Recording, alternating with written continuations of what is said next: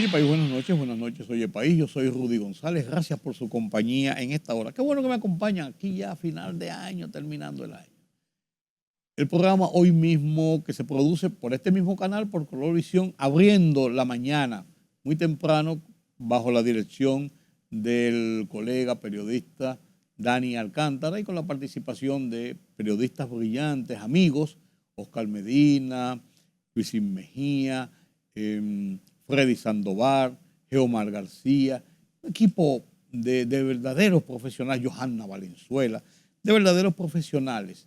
Me invitaron en esta semana a hacer una suerte de conversatorio sobre los temas centrales, principales que han acontecido en República Dominicana a lo largo de este año. En este diálogo interesante entre periodistas, pasamos revista a los temas principales, los hechos del 2024 y las perspectivas para el 2025.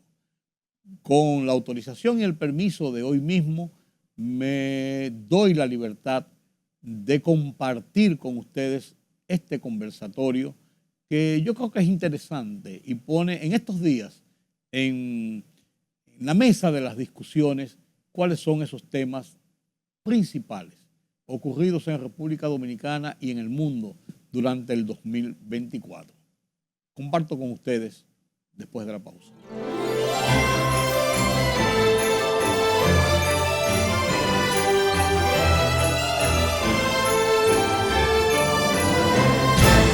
La libertad solo reside en los estados en los que el pueblo tiene el poder absoluto. Por el respeto a los valores democráticos y la dignidad del pueblo dominicano, El Rumbo de la Tarde, plural, objetivo, comprometido siempre con la verdad. Con Georgie Rodríguez, Rudy González y Ramón Colombo.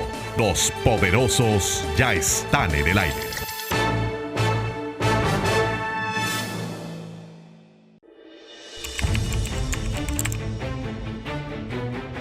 Periodismo de investigación, columnas, opinión, análisis, reportajes de fondo.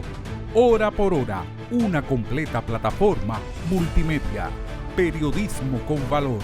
Noticias horaporhora.com.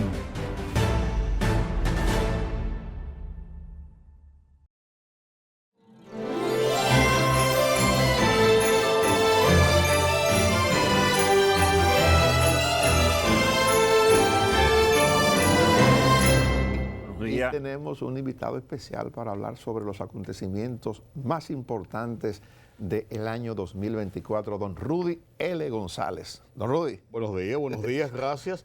Yo feliz aquí de que tan tempranito en la mañana tengo mi café. Y como yo los veo del otro lado todos los días por la mañana, después que que Freddy termina las internacionales y Edward termina las noticias generales, entonces yo entro con ustedes, pues yo estoy con una taza de café. Te toca adentro. Y yo dije, si estoy aquí, tengo que tener café. Don Freddy, como de costumbre, el Evangelio de Lucas. Así es, lectura del Santo Evangelio según San Lucas, capítulo 2, versículo del 36 al 40. En aquel tiempo había una profetisa, Ana, hija de Fanuel, de la tribu de Aser. Era una mujer muy anciana, de jovencita había vivido 7 años casada y luego viuda hasta los 84. No se apartaba del templo día y noche, sirviéndole a Dios con ayuno y oraciones.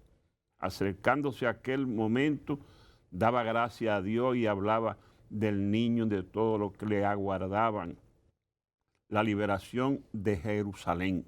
Y cuando cumplieron todo lo que prescribía la ley del Señor, se volvieron a Galilea, a su ciudad de Nazaret. El niño iba creciendo y robusteciéndose y se llenaba de sabiduría y la gracia de Dios.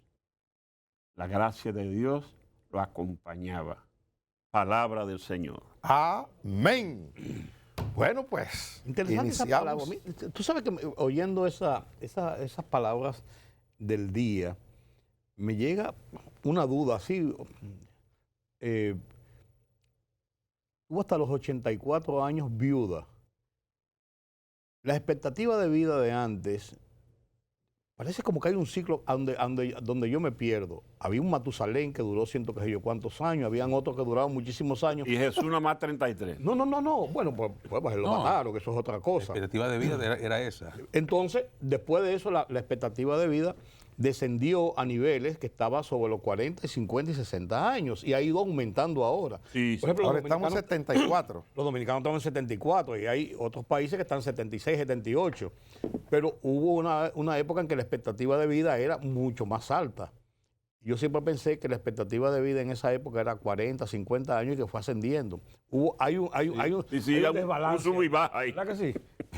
No, perdonen que me metí en religión, pero es verdad. No, eso es historia. pero hay cosas como que sí. oyendo a Freddy me cuadraba la cabeza. Es una buena Es como nos observación. acostumbramos a vivir. Sí. Porque la historia de Occidente no es la misma de Oriente. No, claro. Probablemente la expectativa de vida de los chinos no tenga esa variaciones, oscilaciones de Occidente. Así es.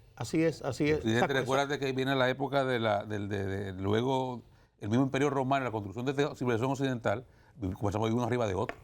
Las condiciones de salubridad eran horribles. Bueno, iniciamos la semana y terminamos el año. O sea, en este inicio de semana, lunes, terminamos el año 2024 y hemos querido hacer un programa con esa particularidad de cierre de año, analizando los acontecimientos de más trascendencia a nivel noticioso. Un veterano como Rudy, que ha estado durante tantos años pasando páginas, rodando el calendario y analizando acontecimientos, le hemos invitado justamente con ese propósito. Y vamos a eso, Rudy. O sea, digamos, acontecimientos importantes. Bueno, hay un acontecimiento en el orden político, en el orden de gobierno. Hay un cambio, digamos que no fue un cambio, una reelección del presidente de la República, ¿verdad? Que se produjo este año 24.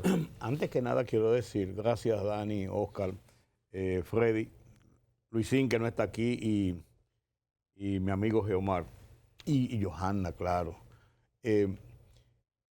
Me da tristeza estar aquí hoy por una sola razón, que por varios años habíamos hecho este programa también y nos acompañaba Orlando Gil. Orlando Gil. Así. Desgraciadamente, ustedes recuerdan, por Sí, varios años sí. lo hicimos Sí. y Orlando Gil siempre veníamos y discutíamos los temas. Y recuerdo que la última vez tuvimos una diferencia porque yo tenía un tema que yo entendía que era trascendente en el año y Orlando me dijo, depende, eso no tiene importancia. Entonces, discutir de política con Orlando Gil era como hasta un atrevimiento. No, pues es la verdad. Sí, Era como un atrevimiento. Pero mira, sí, tú tienes razón. Yo creo que el hecho más importante este año, para mí, yo tengo un listado que hice porque en mi programa aquí mismo en Colorvisión por la noche, estaba haciendo también un recuento. No lo puse en un orden numérico porque fuera uno más trascendente que otro, pero sí encabeza de todas maneras el proceso electoral, el proceso político de República Dominicana. Después de altas y bajas, de tensiones, expectativas, perdón señores, yo creo que es la primera, una de las pocas veces donde hemos transitado una doble elección incluso, sin que hubiesen impugnaciones, pescozones en la fila o después de la fila o antes de la fila, en la campaña, donde había un máximo de credibilidad en lo que estaba haciendo la Junta Central Electoral, con virtudes y defectos, con críticas y con situaciones que pasaron, claro. Pero yo creo que la Junta Central Electoral pasó la prueba, sacó buenas notas y la gente confió en la Junta, la gente confió en el proceso y yo creo que tuvimos un proceso ejemplar. Vuelvo y digo, con virtudes y defectos, con críticas, con que esto pudo haber sido mejor o aquello fue peor, pero creo que sí. Y eso fortaleció el sistema de la democracia dominicana. Yo le digo a mucha gente, yo discuto mucho con mi amigo Juan TH, cuando yo menciono democracia, le digo que democracia, porque él es comunista todavía, él no se ha dado cuenta que al Che lo mataron y que Fidel murió, él no se ha dado cuenta de eso todavía, él sigue. Y entonces, Él dice que aquí no hay democracia. Yo digo que sí, hay una democracia a la dominicana, pero hay una democracia que funciona. Y ha funcionado institucionalmente desde 1966 hasta la fecha, haciendo Pero se pone como modelo, Rudy, incluso en la región. haciendo elecciones cada 4 años y con tropezones y con lo del 94 y la crisis y con el 78 y las aprehensiones de un golpe de Estado y con denuncias en cada ocasión. Pero hemos funcionado institucionalmente, hemos seguido sobreviviendo dentro de un sistema político que, vuelvo y digo, con virtudes y defectos, ha funcionado. Y este fue un ejemplo más, y yo creo que un ejemplo importante para ese ejercicio de democracia. Pero creo, Rudy, que lo de la Junta, que ciertamente la Junta logró hacer un buen papel y la gente volvió a confiar en la Junta Central Electoral, pero hubo durante buen tiempo mucha confianza en el árbitro, en la Junta Central Electoral, que se perdió un poco por aquel tropiezo que se dio aquí en el 20, cuando hubo de suspenderse las elecciones en la parte municipal. Recuerdan ustedes, como recordamos nosotros, que hubo la intención de hacer un proceso electoral automatizado en el 50% de la población y manual en el esquema tradicional en el otro porcentaje. Y entonces, cuando se dio la dificultad de que no pudo subir la información para que la gente pudiera hacer la selección de su candidato por aquel error técnico, aquella imprevisión, bueno, pues entonces en ese momento se produjo un gran daño a la imagen de la Junta Central Electoral y eso un poco se estropeó la imagen que habíamos visto que tenía la Junta. Fuimos referente de muchos países de América Latina, fuimos incluso República Dominicana sirvió como asesor en materia electoral de algunos países, la UNIORE, de la cual fue presidente Roberto Rosario, en un momento siendo presidente de la Junta Central Electoral en la República Dominicana, hizo reconocimientos importantes al país.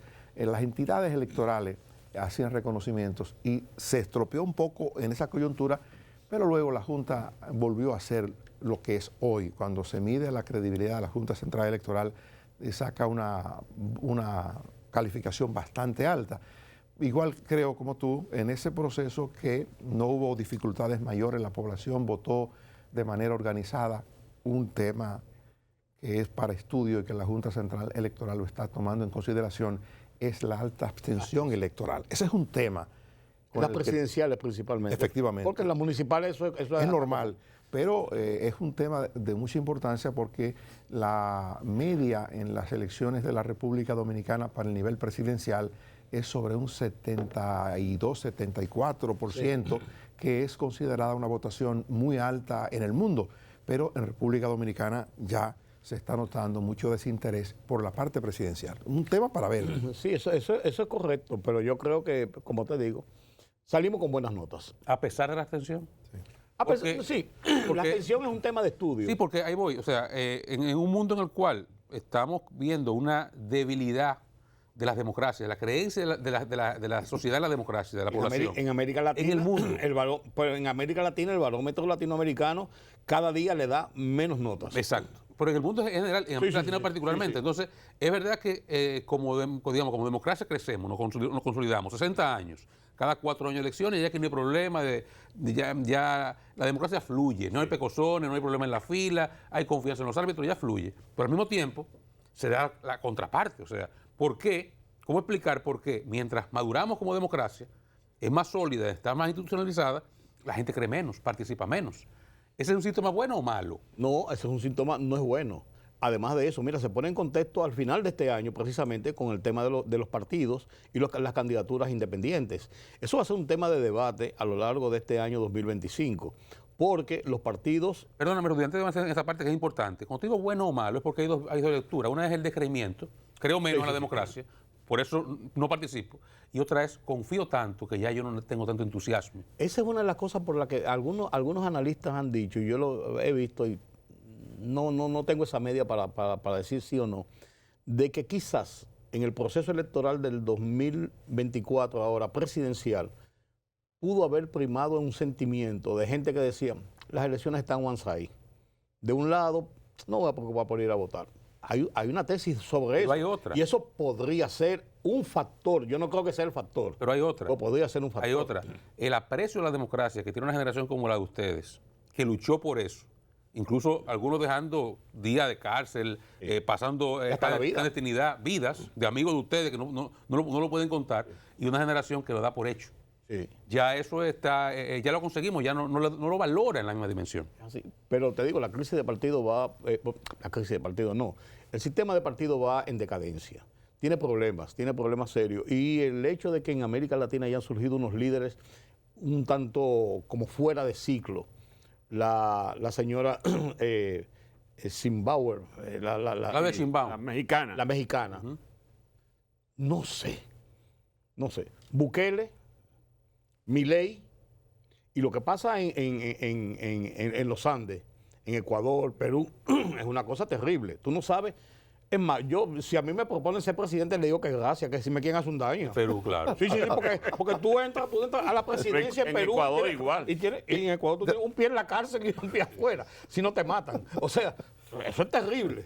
Entonces, lo que te quiero decir, los partidos están sufriendo, se están sacudiendo, y eso debe afectar a la Por ejemplo, democracia. ¿tú crees que el resultado del PLD en estas elecciones es el inicio del fin de la partidocracia tradicional surgida en el post-trujillismo? Si tú te pones a verlo, sí, por una razón sencilla.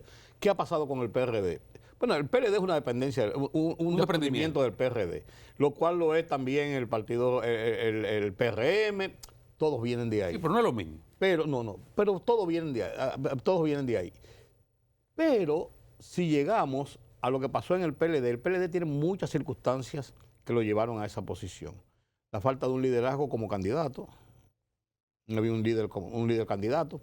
En el otro extremo estaba Leonel Fernández sacando de ahí, porque de ahí fue que sacó Leonel Fernández, y la gente vio, muchos PLDistas, no lo dudo, vieron más que Leonel Fernández un futuro más para el PLD que el propio PLD, por lo que había pasado en el 2020 con la candidatura de Gonzalo Castillo, una candidatura impuesta, un invento que no dio resultados, pudo haber dado resultados, pero no dio resultados.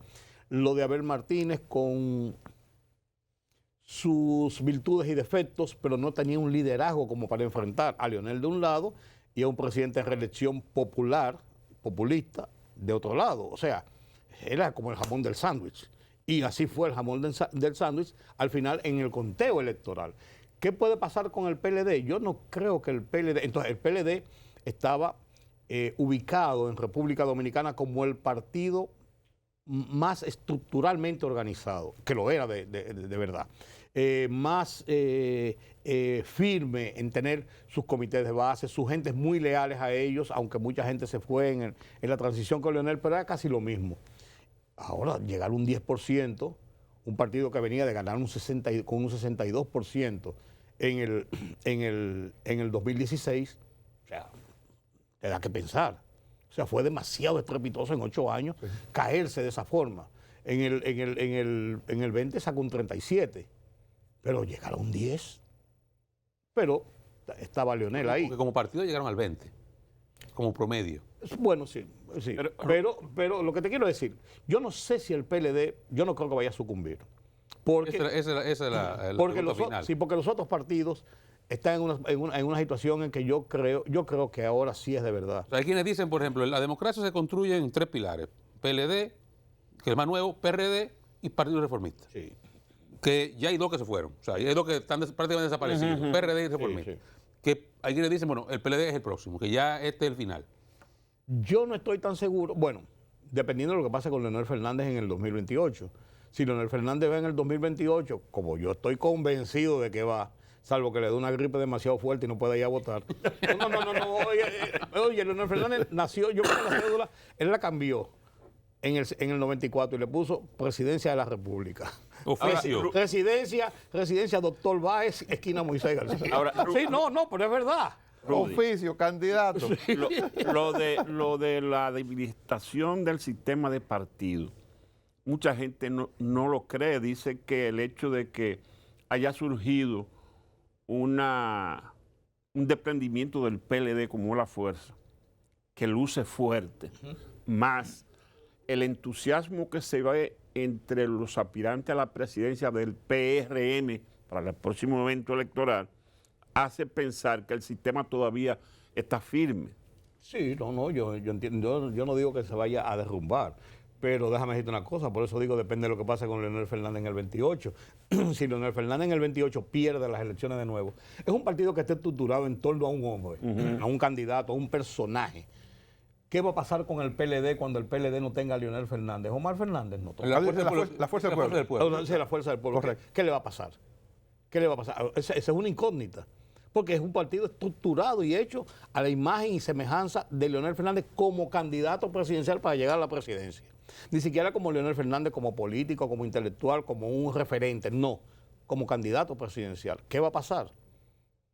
Lo que pasó con el PLD cuando no tuvo un líder que fuera el candidato. Le pasó en el 2020 y cometieron el error de nuevo en el 2024. Bueno, pero le pasó al PLD realmente en el 94, cuando Bosch deja de ser el líder, deja de ser candidato. Sí. Y lograron hacer la transición. Sí, pero ahí eso vino de un desprendimiento diferente que fue el pleito de Peña Gómez, el último cartuchazo, por así decirlo, de Peña Gómez, la última oportunidad de Peña Gómez. Sí. Y entonces ya el PLD se cuela, por así decirlo. El PLD se cuela en el 90 por la crisis del PRD, que se divide y hacen el BIS y hacen el PRI. Y después se cuela Bosch y va y compite con Balaguer de tú a tú. Y vuelve en el 1974, en el 94.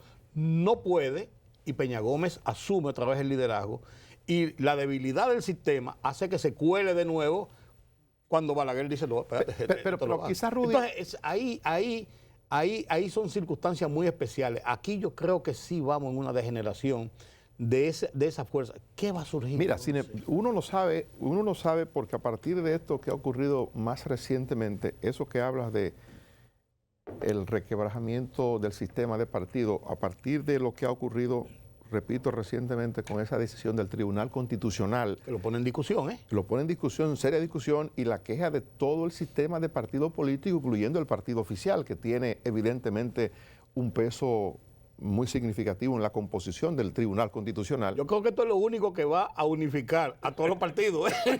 en un propósito común. De entrada lo tiene unificado. En un propósito común. O sea, fuera de todo esto, yo te digo, pienso que el PLD aún tiene una estructura interesante. Es el partido de más sólida formación política, que tiene una situación diferente a la de Fuerza del Pueblo, porque tal y como tú señalas, y yo lo creo, Fuerza del Pueblo tiene a Leonel como figura. Si Leonel mañana no está, o si Leonel mañana pierde las elecciones, habría que ver qué pasa con eso.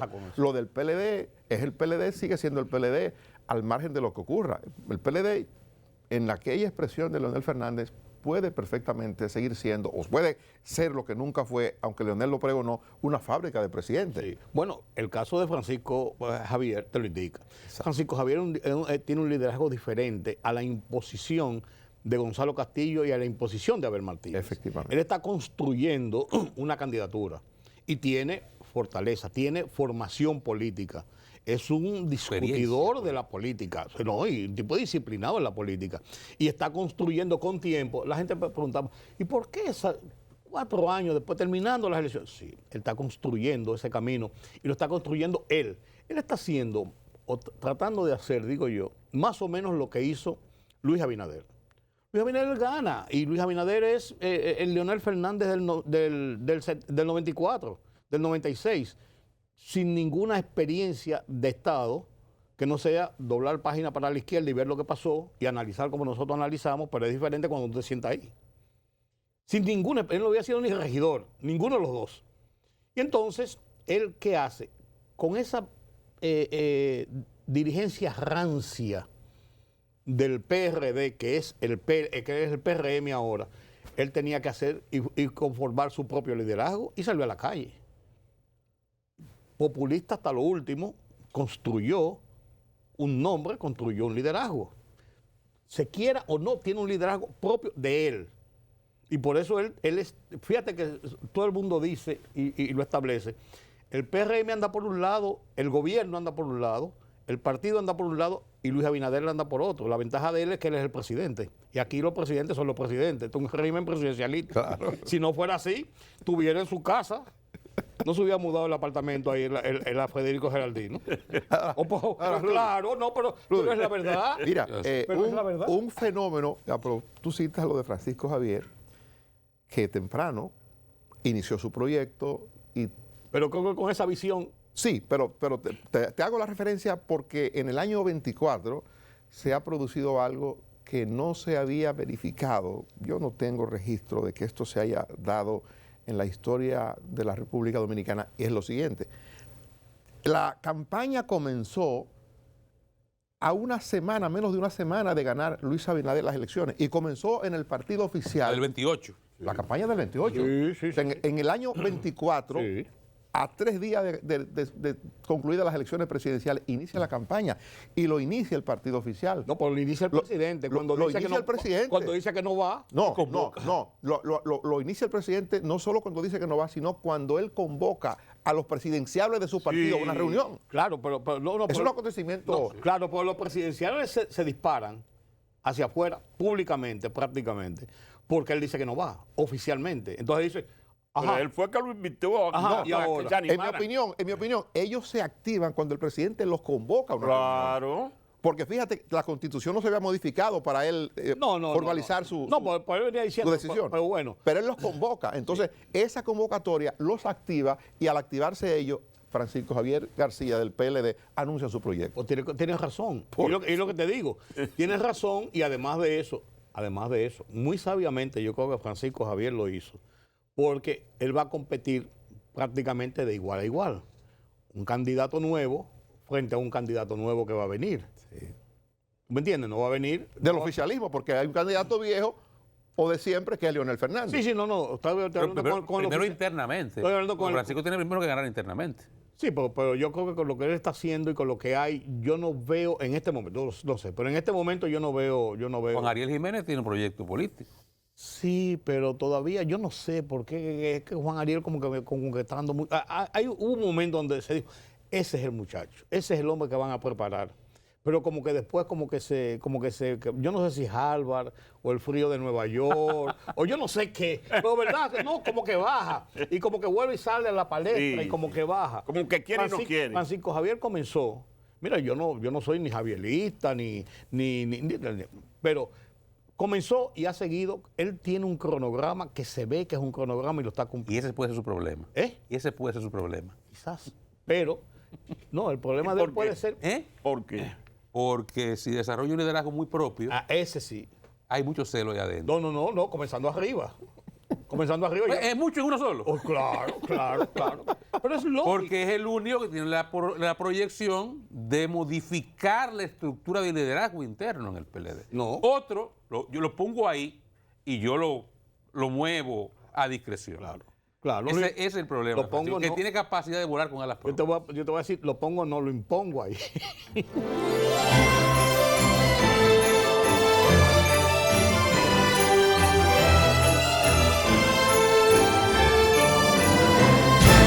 La libertad solo reside en los estados en los que el pueblo tiene el poder absoluto. Por el respeto a los valores democráticos y la dignidad del pueblo dominicano, El Rumbo de la Tarde, plural, objetivo, comprometido siempre con la verdad. Con Georgie Rodríguez, Rudy González y Ramón Colombo.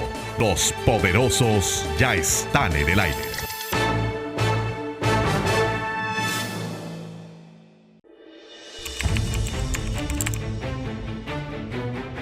Periodismo de investigación, columnas, opinión, análisis, reportajes de fondo. Hora por hora, una completa plataforma multimedia. Periodismo con valor. Noticias horaporhora.com.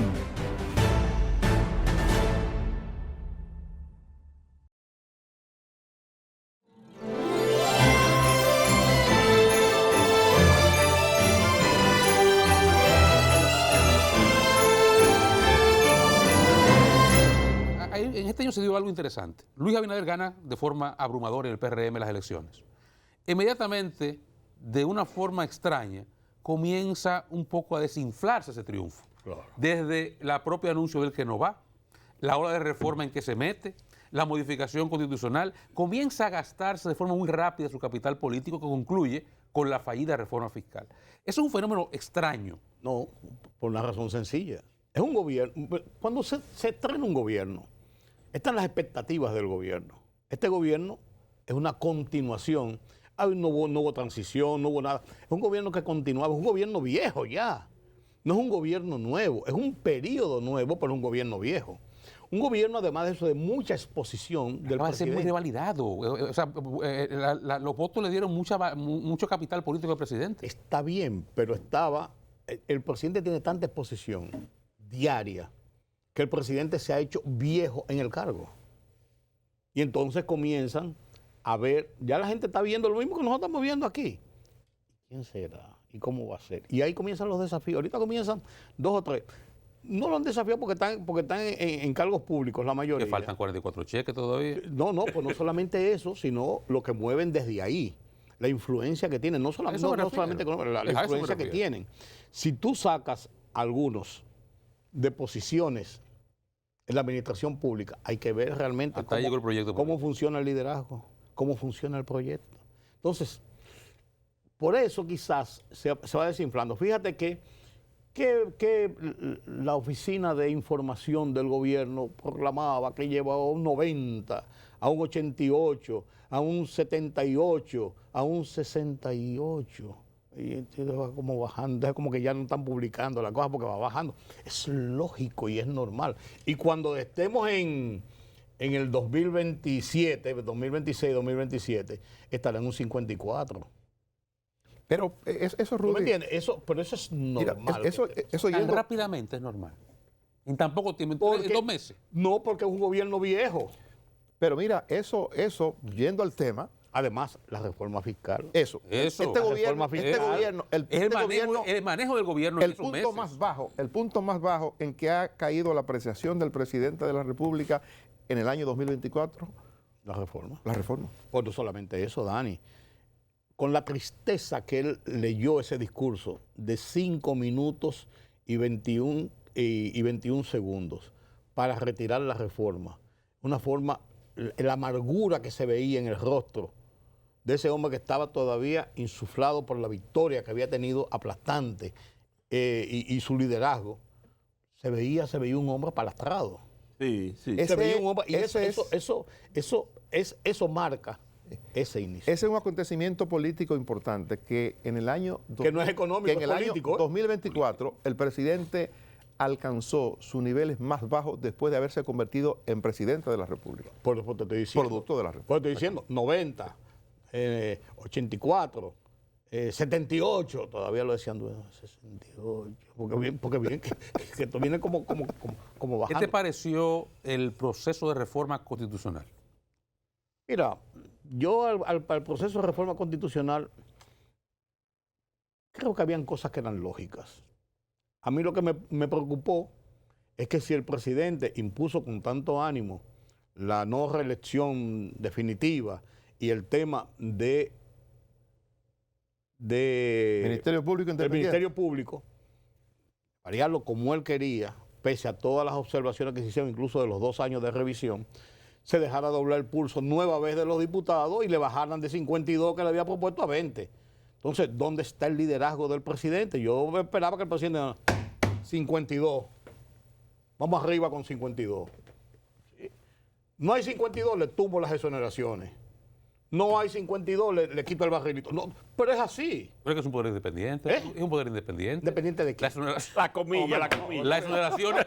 Pero es que las exoneraciones es por ley y la votan ellos. Está bien. Ellos son que la prueban. Sí, está bien, pero cuando le bajen el presupuesto de este año. Sí. Y hay, entonces no la Lo aprueban los aprueban ellos préstamos. también. No la aprueban los Lo aprueban préstamos. ellos no, el presupuesto lo aprueban ellos también. Lo aprueban ellos, el presupuesto. Está bien, porque te voy a decir una cosa. Es tanto lo que le dan que ellos lo que van a hacer es un poquito. Pero estoy hablando de cómo tú manejas el pulso en el poder. Es verdad que es un poder independiente, pero ningún poder es independiente aquí. Esto es un régimen presidencialista. Hay un estado de independencia, pero no existe en muchas prácticas. ¿O tú crees que es verdad? ¿O tú crees que es verdad que el poder de la justicia es independiente y que de vez en cuando a doña Mira no ha dicho, mira, eso se oca, el muchacho amigo mío, caramba, como quiera que sea, mandan a decir, oh, por Dios, Claro. por Dios, Dani. No, pero tú estás pidiendo una actitud de actorial del presidente. ¿Me aprueban esto o le corto el presupuesto? O sea, No es eso. No lo va a hacer de esa forma, pero hay las formas sutiles de decirle, bueno, está bien, esto es un toma y daca. O tú me haces esto, tú me haces aquello, pero doblarle el pulso al presidente de 4 puntos que plantea en una reforma que él viene proclamando desde hace mucho tiempo. Y una cosa que todo el mundo estaba de acuerdo. Es como la reforma fiscal, todo el mundo está de acuerdo y nadie la quiere. Todo el mundo estaba de acuerdo en que había que reducir esa Cámara. Es más, había gente que decía, por 52 nada más. Había gente que quería que lo redujeran a la mitad y lo proclamaron. No, aquí se planteó hasta que tengamos una sola Cámara. Una sola Cámara. Congreso unicameral. Sí, sí. O sea, lo que te quiero decir, por las cosas que han pasado en nuestro Congreso. Tradicionalmente, no quiero decir que que el anterior ni el que viene. Tradicionalmente. Entonces, yo creo que ahí el presidente tenía que imponer eso. Eso es una forma de él decir, estoy haciendo Ahora, realmente algunas cosas. ¿tan importante era la reforma a la Constitución de la República? Yo no sé si tan importante. Importante para el presidente. Yo no sé si tan importante, pero él quería dar su golpe de efecto político, que era precisamente... La reforma tenía una base, que era el tema de la reelección y todo ese tipo de cosas. Él tiene una decisión tomada de que él no va a seguir. Habrá que verlo en el tiempo. Ahora es mucho más difícil. Habrá que verlo en el tiempo si quisiera revocarlo. Pero es un mandato constitucional. Lo que él hizo fue montarse en ese mandato constitucional de 2 periodos para él dar un golpe político en su favor. Entonces, para él sí era Eso importante, se le va a pero en reconocer. sentido general... Los nietos, cuando él tenga nietos bien avanzado de edad, es que la historia le va a reconocer ese desprendimiento del presidente. Sí, pues había otros que lo desprendieron, por ejemplo, el caso de Hipólito Mejía. A ese lo desprendieron. Sí. Entonces, Rudy. eso depende. Rudy, ¿qué lugar tú le das a lo que es el comportamiento de República Dominicana con relación a lo que pasa en el país vecino? Ese rifirrafi de el primer ministro que salió, no pudo entrar, quería venir para acá y tampoco pudo. Los movimientos fronterizos. La espinita en el zapato de nosotros los dominicanos, y eso no es un problema, Freddy, que yo creo que lo podemos ver en el lapso de un año. O sea, este ha sido un año donde el gobierno ha tomado medidas que vienen arrastrándose del año anterior, desde el 23, cuando tomaron las medidas de cerrar fronteras y de romper las relaciones prácticamente. Pero provocado por una situación que provoca Haití, precisamente con el tema del canal. Ese fue el leitmotiv de eso, pero eso viene caminando de toda la vida. El problema de Haití es un problema que nosotros tenemos ahí. Yo creo que el gobierno está haciendo bien en el tema de las repatriaciones, no son deportaciones, son repatriaciones. Está haciendo bien por una razón sencilla. Nosotros tenemos un descontrol en la cantidad de extranjeros que tenemos en República Dominicana que el gobierno no sabe cuántos son, ni el gobierno ni nadie. Entonces, esa gente consumen, esa gente están aquí. Si hay 2 millones, si hay 1 millón, si hay 2 millones y nosotros somos 10, hay 2 haitianos por cada dominicano, por cada 10 dominicanos. Entonces, estamos 35.7%, te oí decir la semana pasada, me parece que a ti mismo, de la cantidad de parturientas, que es una cifra que estaba del Sistema Nacional de Salud, 35.7% de los partos en República Dominicana en el 2024 son de haitianas. Sí. Tú dices, bueno, que no puede parir una mujer extranjera aquí. Sí, claro, pero hay una necesidad en los hospitales de camas, de servicios, de atenciones para dominicanas que no se le dan, o que lo están sustituyendo ellas, o que consumen el dinero que pueden ser consumidos para dominicanos. Lo que te quiero decir con eso es una situación compleja, muy difícil. Yo creo que las repatriaciones son buscar un punto de equilibrio en saber realmente que nosotros podemos tener el control en un momento determinado de decir, bueno, hasta aquí es suficiente. Nosotros no podemos sacar todos los haitianos, eso es imposible. Nosotros tenemos que convivir con ellos, ahora convivir con ellos de una forma en que nosotros tengamos un control mínimo, por lo menos, para convivir con ellos. Pues si el ministro de Agricultura dice que no se puede sembrar aquí en este país, no se puede cosechar si no están los haitianos. Y los de construcción dicen lo mismo, incluso Acoprovid los defiende y dice, si se van los haitianos, esto se embromó. Yo le pregunté un día a uno de ellos, y en una entrevista, ¿y por qué los dominicanos no trabajan? Ah, nosotros no sabemos. Ah, ustedes no saben, entonces sí están abogando por los haitianos. Oye, dame el de Caperucita, por Dios, que yo estoy muy viejo.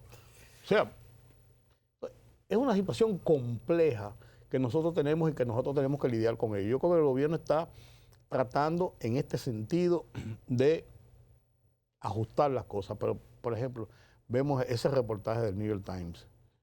Fue un reportaje grosero. Yo no critico al periódico, no critico a la periodista, pero critico a la periodista y al periódico. En la forma como está estructurado ese reportaje, dice muchas verdades y todas las verdades que tú quieras, pues están dichas en una forma avasallante y discriminatoria contra la República Dominicana. Entonces, ¿Cuál fue ese? el reportaje que publicó esta muchacha, Egla algo, que es dominicana, ella es freelance para el New York Times, que el título decía, vienen desesperados desde Haití y lo devuelven en jaulas. Ah, sí. Ese salió hace 2 semanas. Hace poco tiempo, sí. Y tiene, en cada párrafo tiene una coletilla, un reportaje muy agresivo, muy grosero, pero ante esa realidad nosotros tenemos que correr un riesgo. Es verdad que en un proceso de deportaciones masivas van a ocurrir ese tipo de cosas, pero habrá que poner controles. Pero hay que hacerlo. Yo creo que hay que hacer eso y tener los controles que se tienen en la frontera. Yo nunca he dicho que eso sea más de la cuenta, ni menos de la cuenta. Yo creo que sí hay que tener los controles. Un acontecimiento, Rudy, reciente, pero que raya dentro de las cosas importantes que se han producido en el país, es el de los casi 10 toneladas de cocaína decomisada en Punta Caucedo. Y a la fecha estamos cerrando el año con la crítica internacional, con la crítica o con la observación de Guatemala, de Honduras, y con el reclamo interno que lo ha tomado como tema político una organización que es la Fuerza del Pueblo, y aún no sabemos nada sobre esto, por lo menos dónde está la trama, quiénes son los responsables. La semana pasada, hoy el lunes, la semana pasada como el jueves, por ahí oí yo a Oscar y a Freddy precisamente hablando de ese tema. Y Oscar se preguntaba de nuevo, pero con mucha razón. Que 10 toneladas, son 10 toneladas. Oye, perdón, no estamos, ¿Qué es lo que pasa? no estamos hablando de un maletín. No. Oye, 10 toneladas caben en este estudio. Y hay que apretarlas Sí. para que entren los paquetes. Cada paquete de cocaína trae 1 kilo. Y 9.8 toneladas son 9.800 paquetes Sí. de 1 kilo, que es de este Un tamaño. ladrillito. O sea, estamos hablando de, eso no es un juego de niños. Mira, yo creo en eso 2 cosas. Primero, lo importante de eso, y lo digo en principio, es que de una u otra forma estuvieran aquí guardadas, estuvieran aquí que hayan entrado, vino una parte en uno de esos buques, lo tenían guardado, lo que tú quieras. No entraron al mercado de consumo 9 toneladas de cocaína. Y yo creo que eso es un hecho importante, que no podemos desdecirlo. Si fue que entraron y la tenían guardada por ahí, si fue lo que tú quieras, pero no entraron al mercado de consumo, que es para matar gente. Para mí eso es un hecho importante. Ahora, lo que también es un hecho importante es cómo la autoridad maneja sus comunicaciones. Han dicho tantas cosas que ya yo no sé si eran cocaína, ¿verdad? Era, supuestamente. No, pero lo que te ¿La digo, quemaron? No sabemos si es 9.5 o 9.8. Porque es lo que te digo, pero uno llega a un momento donde uno se pregunta, ¿fui yo que estaba equivocado o no? Porque se han dicho tantas cosas, la comunicación fue fallida, fue mala.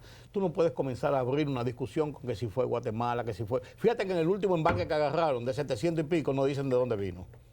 Llegaron al puerto Caucedo, entonces se cuidaron de decir que el barco venía de México, de Colombia o de Guatemala. Pero el origen no aparece. No aparece el origen. Entonces... Rudy. Es un tema de comunicación, pero es una situación difícil y es una situación que tiene que explicarse, porque eso tiene mucho que ver con imagen y con que la gente crea de verdad en esa lucha contra el narcotráfico. Se termina el 2024. Otro año más destinando el 4% del PIB a educación. Otro año más que aparenta ser perdido en esa materia. Pues es verdad, pero es verdad. Ese es el labón perdido. Además de eso, esa es la peor aberración y la peor vergüenza que nosotros hemos tenido. 10 años desde que comenzó a aplicarse. 12. 12, estamos en el 24, 12. ¿verdad? Ya estamos graduando el primer grupo del 4% se gradúa ahora.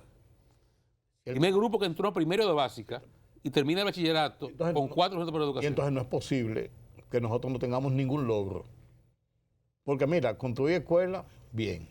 ¿Estás de acuerdo con el presidente de que el ministro de Educación va bien, que un buen trabajo está haciendo? No, bueno, por Dios. Vamos respetando. Mira que Ángel es amigo mío. Ángel escribía, cuando yo era director de la Última Hora, él escribía una sección en el periódico los sábados. Incluso llegó a ser un suplemento de educación y es un tipo muy correcto, un tipo muy afable. Era por lo menos yo hace muchos años que no lo veo y he oído tantas cosas. Pero me parece que como ministro, como funcionario, ha sido un fiasco. Ha sido un fiasco y además de eso, en el principal ministerio que tiene el país, con más gente, con más presupuesto y con más trascendencia. Educación, por la educación y la salud comienza todo. Son 250.000, 260.000 millones de pesos al año. El 4% del PIB. Y aquí estamos hablando de que estábamos buscando 121.000 millones para resolver la crisis nacional. O sea, que no quiero decir que se lo quiten la mitad, pero quítenle por lo menos un chin. Claro. No digo para suavizar. El planteamiento es razonable. Para suavizar. Vamos a congelarlo un tiempo por lo menos. Por Dios. Sí. Por Dios. ¿Y qué te parece el resultado en este año? Un año que parece que tocamos fondo en transporte, en el tránsito. No, espérate. Ese es mi segundo punto. Ese es mi segundo punto que yo tenía dentro de mi cosa. Señor, lo que pasó con el apagón semafórico en el país, porque lo del contrato de los 1.300 millones, se habla de que se robaron 1.300 millones, pues no es verdad que se robaron 1.300, por dos razones, porque aquí le ponen cifras a todas las cosas. 1.300 era el contrato. Se dio un dinero, se pusieron unos semáforos rebildeados, lo que tú quieras, se pusieron y se dio una parte del dinero. Pero el tema no es realmente el contrato, que es un tema. Y si lo fuera, se debe averiguar por qué estaba suspendido y en ejecución. Sí, pues claro. En todo caso. Bueno, digo que lo fuera. Ahora, yo lo que creo es que ahí, primero, el gobierno cometió uno de los resbalones más grandes que ha dado, uno de los problemas más serios que tiene. El problema del tránsito aquí es tan serio como el problema de la educación y la salud, salvando la distancia de cada uno. La gente está harta del tránsito. La gente sufre todos los días, consume combustible, consume tiempo, vive exaltado. Cuando tú andas en la calle, tú no sabes en el momento que te vas a meter en un problema. O con un AMET, ay, perdón, excúsenme los AMET, que era mejor que los DGCET. Sí que me excusen los AMET, los DGCET. O te vas a meter en un problema con un motorista, o te vas a meter en un problema si andas en una de las avenidas principales con un chofer de carro público. Que hay otra plaga que son los Uber, que se pagan donde quiera, se meten donde quiera, hacer lo que le da la gana. Eso no tiene madre. Yo no quería mencionar la marca por mi amigo Marte, Antonio Marte, pero por Dios. Pero esa es la verdad.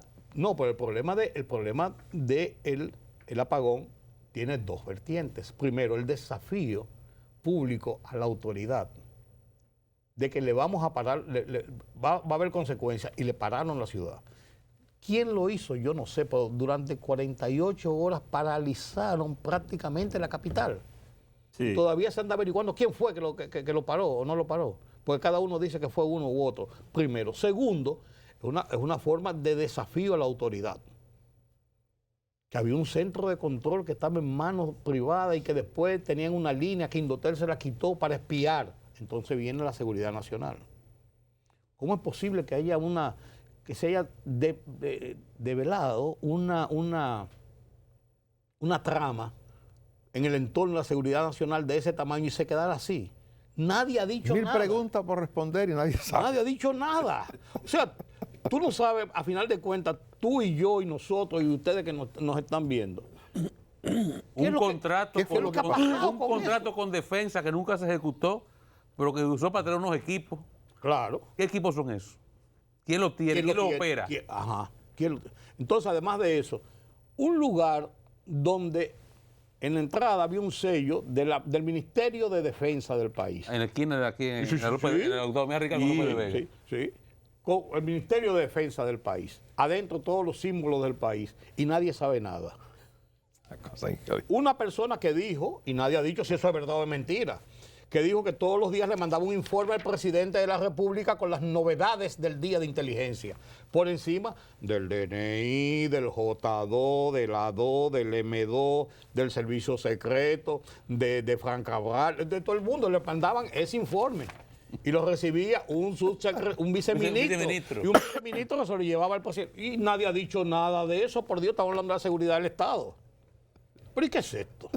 O sea, yo creo que lo de menos es el contrato. Si tú te pones a ver, lo del contrato es, como diría, ratería. Ratería de corrupción en la administración pública. Lo otro es lo serio. Y nadie dice nada. Y todavía, si tú me dices, bueno, pasó eso y se armó el reperpero, pero comenzó a resolverse el problema del tránsito porque sabían, los semáforos inteligentes, para comenzar a poner un semáforo inteligente, supuestamente, y poner un estúpido abajo, a dejar pasar a la gente en rojo y a pararlo en verde. Pero es verdad. Pero es verdad, Dani. No, pero eso no es. Eso está para explicarlo todavía. Y entonces los semáforos están ahí. No se sabe si son inteligentes de qué. No sabe, porque el bruto está abajo, no se trabaja. Abajo no, y el semáforo también. Se para cuando le da la gana, funciona cuando... No, hombre, no. El sector eléctrico. Un desastre. ¿Qué nota? Desastre. ¿Alguna esperanza con don Celso? Bueno, yo no sé si con don Celso, porque esto ya es un asunto más de Estado. El gobierno se ha declarado incompetente, indicando que eso... Cada vez que se habla sobre el tema eléctrico en República Dominicana, se habla del alto costo que significa, porque no se hicieron las inversiones de atrás, se están haciendo ahora. 1. 2, que eso es a largo plazo. ¿Cuál es el largo plazo? Señores, en el 64 yo encontré una fotografía que está en mi libro, que se lo voy a traer en estos días, ya está listo para salir. Una fotografía de Joaquín Balaguer con Julio Sauri en 1974, ahora sí. No, en 1900, sí, como 72, 74, sentado con él dándole instrucciones para que vaya a Europa a averiguar un asunto para unas plantas y eso. Y se está hablando desde los 60, de que tiraban unos tenis, hablaban unos cortocircuitos y habían apagones. El tema de la chichigua. Seguimos en esto. Entonces, eso es un problema. Ese es el talón de Aquiles de los gobiernos de República Dominicana. Claro, cada vez que hay una campaña electoral, el problema eléctrico se va a resolver. Pero estamos dando vueltas en lo mismo. Y consumimos este año $1.500 millones en subsidio, que nosotros decíamos hace 4 años, cuando comenzó esta gestión y eran oposición, de que eso no era posible, que eso había que cortarlo de raíz. Y eran 800. Y eran 800. El tema justicia, el tema corrupción, la preocupación inicial del gobierno del presidente Abinader por la transparencia y por perseguir la corrupción, ¿cómo lo ves cerrando el año? Un año perdido, por así decirlo, porque mira, el 29 de noviembre del 2000 se hicieron los primeros allanamientos en el caso Antipulpo. ¿El 2020? En el 2020. En el caso Antipulpo. O sea, 4 meses después de asumir el gobierno. Posado la gente, los cacos y el gran escándalo, y arrancó el proceso de corrupción. 4 años después, en este 2024, eso se redujo. Y hemos seguido leyendo el expediente del caso de Jean Alain Rodríguez, seguimos dándole, ¿cómo se llama? Rebotando, posponiendo los juicios. Enviando. Hay un solo proceso que está en juicio, los otros están todavía en instrucción o por iniciar los juicios de fondo. Tenemos 4 años en eso y entonces lo que fue una gran lucha, una gran cosa, se ha caído. En este gobierno han habido casos de corrupción. El hecho de que en este gobierno no hayan habido los escándalos que hubo con los otros, salvo el caso de Intran, y una otra cosa que se ha mencionado por ahí, salvo el caso de Intran, ningún otro caso ha tenido esa magnitud. Rudy. Entonces el caso de la corrupción, están ahí, se ve muy bien. Rudy, ¿alguna esperanza del nuevo gobierno que se va a iniciar en Estados Unidos ahora en enero?